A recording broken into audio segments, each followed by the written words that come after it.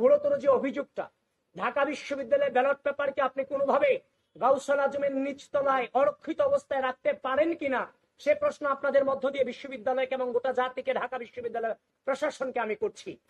এবং কোনো ক্রমিক নম্বর এই ব্যালট পেপারে ছিল না। এবং এই যিনি আছে যে এই ব্যালট পেপার ওইখানে অরক্ষিত অবস্থায় থেকেছে, সেখানে সিসি ফুটেজ আছে, সেগুলোকে আপনারা কালেক্ট করেন। কারণ ক্রমিক নম্বর না থাকায়, ব্যালট পেপার অরক্ষিত অবস্থায় থাকায়, ভোটের উপস্থিতি এবং ভোটারদের উপস্থিতি এবং ভোট করার হারের যে অসামঞ্জস্যতা, সবকিছু মিলিয়ে অবশ্যই আমরা কারচুপির দৃষ্টান্ত তো অনেকটা দিয়েই দিয়েছি, বাকিটা বের করার দায়িত্ব আপনাদের। এখন আমি যদি কোনো জিনিসে প্রপারলি তদন্ত ছাড়া আপনার সামনে আসি, এটা কি কোনোভাবে আপনিও মেনে নেবেন? আপনি কিন্তু মেনে নেবেন না। আমরা যথাযথ প্রক্রিয়ার মধ্য দিয়ে এটাকে যাচাই বাছাই করার চেষ্টা করেছি।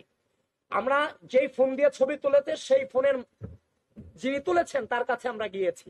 সেখানে গিয়ে সেখানকার ডেট, ফরেন্সিক যে তথ্যাদি, আমরা সবগুলোকে যাচাই বাছাই করে আমরা নিশ্চিত হয়েছি এই ছবি এবং ওখানে ব্যালট পেপার থাকা নিয়ে কোনো সন্দেহ আর নাই আমাদের মাঝে। এবং আমি তো আপনাকে শুরুতে বলেছি, যদি নির্বাচনের পর দিন আমরা আন্দোলন সংগ্রাম অবরোধে নামতাম, তাহলে আগের যে রাজনৈতিক কালচার, সেখানে আমরা ফিরে যেতাম। আমরা কিন্তু সেই জায়গাতে স্যাক্রিফাইস করেছি, নতুন রাজনৈতিক সংস্কৃতি প্রচলনে আমরা ভূমিকা রেখেছি। সেজন্য আমি আমার প্যানেলকে এবং বাংলাদেশ জাতীয়তাবাদী ছাত্র দলকে আমি ধন্যবাদ জানাই যে তারা সুস্থ রাজনীতি প্রচলনে যথেষ্ট সহনশীলতার পরিচয় দিয়েছে।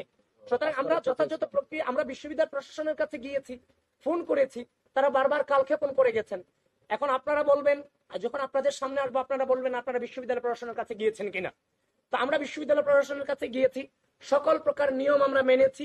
যখন দেখছি কালক্ষেপণ হচ্ছে, তখন আমরা মনে করেছি যে আপনাদেরকে এগুলো জানানো প্রয়োজন।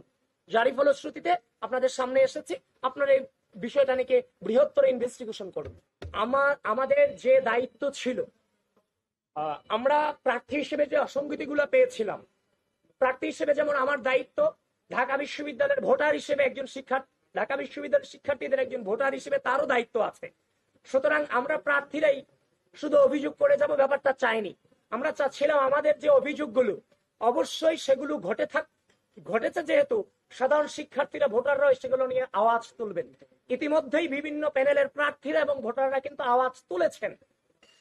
তো তারই ফলশ্রুতিতে আমরা সুস্থ রাজনৈতিক চর্চার মধ্য দিয়ে আমরা আমাদের অবস্থান স্পষ্ট করেছি। আমরা আশা রাখছি ঢাকা বিশ্ববিদ্যালয় প্রশাসন এই বিষয়গুলো নিয়ে পুঙ্খানুপুঙ্খভাবে তাদের অবস্থান ক্লিয়ার করবে এবং আপনারাও সেই জিনিসগুলো ইনভেস্টিগেশনে নামবেন।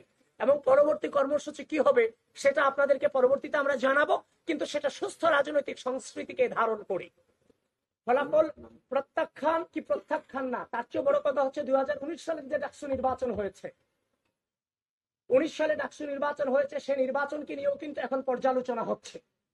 সুতরাং 2025 সালে ডাকসু নির্বাচন হয়েছে, যে অসঙ্গতি এবং অনিয়ম এবং কারচুপির অভিযোগ এসেছে, সেগুলো নিয়েও পর্যালোচনা চলতে থাকবে যতক্ষণ না পর্যন্ত সুষ্ঠু নির্বাচন এবং প্রশাসন তার অবস্থান ক্লিয়ার করতে না পারবে বিষয়গুলো নিয়ে। এই নির্বাচনকে তো আমাদের জায়গা থেকে বৈধতা দেওয়ার কোনো সুযোগ নেই।